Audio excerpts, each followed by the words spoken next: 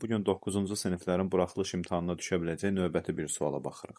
2x üstə gəlsin 3y bərabərdir 8 və y-də mənfi 2, 6 aralığında olarsa, x-in ala biləcəyi tam qiymətlərin cəmini tapın.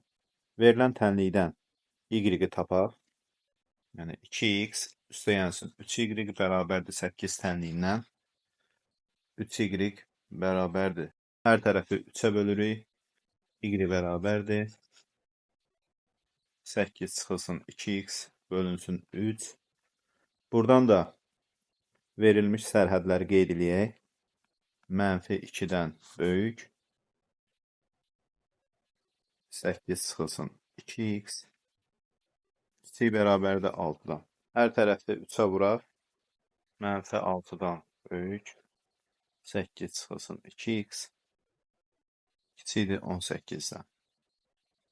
Hər tərəfdən 8 çıxsaq bu səfər 10 mənfi 14 qalır. Növbəti addım x-in əmsalı olan mənfi 2-yə bölməkdir. Mənfi 2-yə böləndə bərabərsizliyi ümumiyyətlə mənfiyə böləndə sərhədlər istiqamətini dəyişir. Burada olacaq mənfi 14 böl mənfi 2 x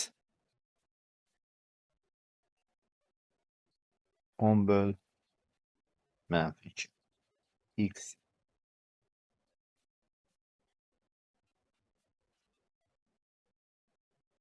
Burada x-in ala biləcəyi qiymətlər mənfi 5, mənfi 4, 6 olar.